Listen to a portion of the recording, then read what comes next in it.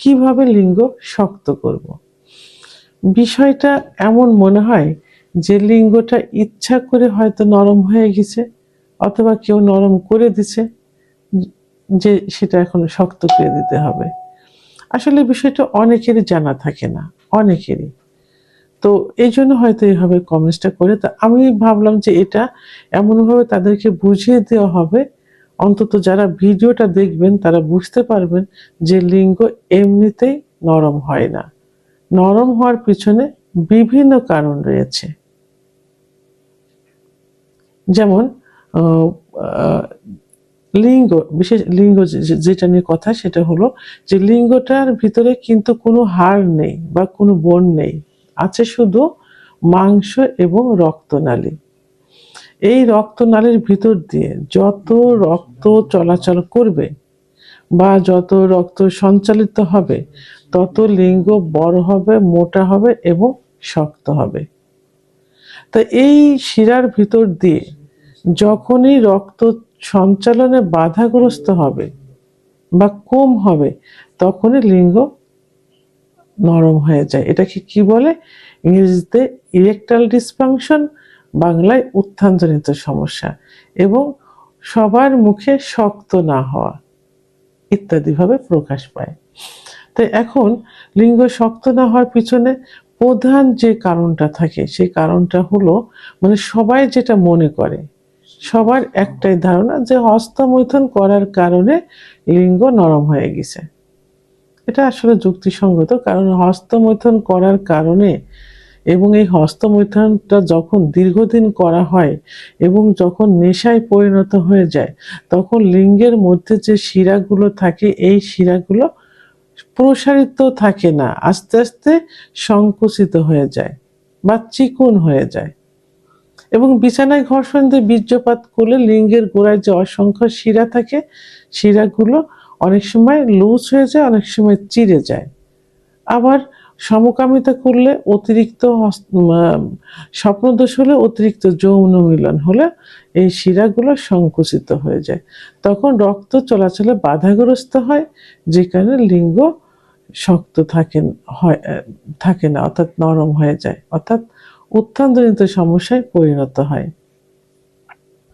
এবং এটা লোকের কথা এবং সবারই এইগুলো জানা, কিন্তু এর বাইরেও সমস্যা রয়েছে।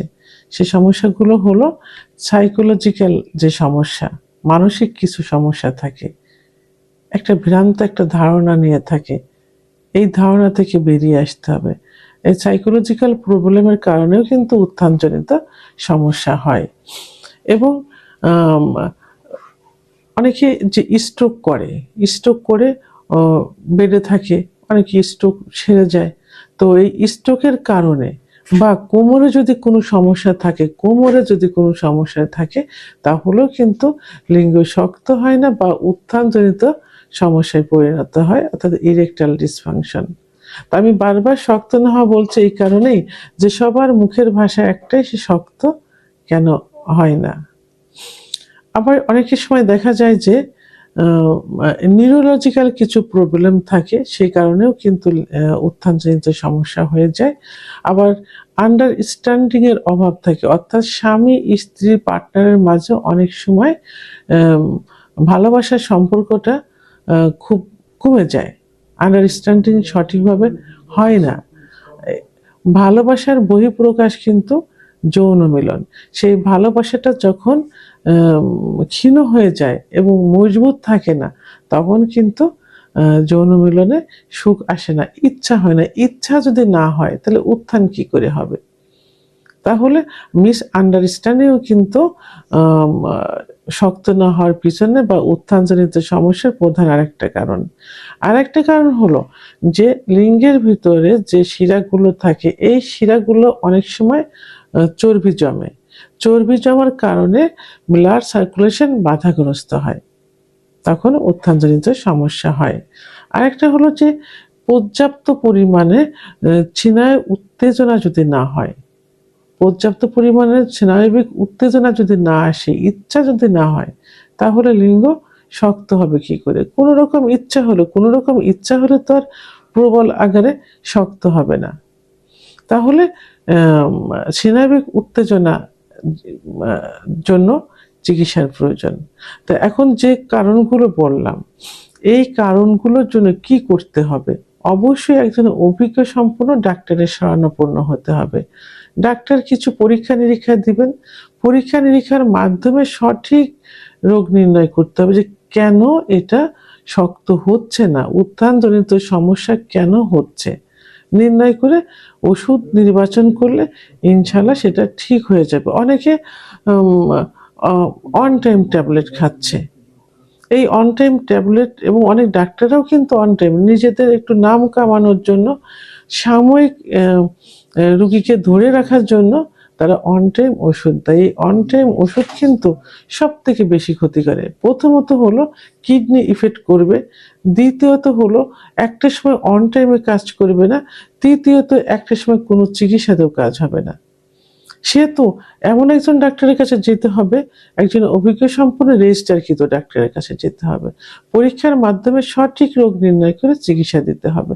যদি কোনো রোগ ধরা না পড়ে সেক্ষেত্রে অনেক সময় অনেক থেরাপি আছে, ফিজিওথেরাপি আছে, সেগুলো অম নেওয়া যেতে পারে। আবার কিছু খাবার, অনেকে যেটা বলছে যে কি খাবার খেলে? আসলে এখানে তো খাবারের কোনো বিষয় না। এটা তো একটা সমস্যা। এটা তো ব্লাড সার্কুলেশন একটা সমস্যা। খাবার খেলে কি ব্লাড সার্কুলেশন সঠিক হয়ে যাবে? তবে তার জন্য অবশ্যই ডাক্তারের শরণাপন্ন হতে হবে। পাশাপাশি কিছু খাবার যেমন খাঁটি দুধ খেতে হবে।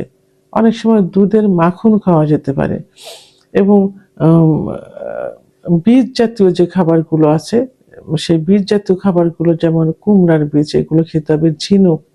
ঝিনুকের ভিতরের অংশ রান্না করেও খাওয়া যেতে পারে, কাঁচাও খাওয়া যেতে পারে। আর তরমুজ কিন্তু এই উত্থানজনিত সমস্যার জন্য খুব ভালো কাজ করে থাকে। ডিম, খেজুর, কাজু বাদাম, মধু, ঘি, অর্গানিক নারিকেল তেল এইগুলো খেতে হবে পাশাপাশি, চিকিৎসার পাশাপাশি। তবে অবশ্যই চিকিৎসার প্রয়োজন। চিকিৎসার বিকল্প কিছুই হতে পারে না। এরপর খাবারটা তো আসলে এটা নিত্যদিনের একটা রুটিন করে নেওয়া উচিত। খাবার খেলে শরীর, মন এই ন্যাচারাল যে খাবারগুলো শুধু সেক্সুয়াল না, সব ক্ষেত্রেই কিন্তু ভালো থাকা যায়। এইজন্য খাবারের প্রাধান্যটা বেশি দিতে হবে, যে খাবারগুলো আমি বললাম।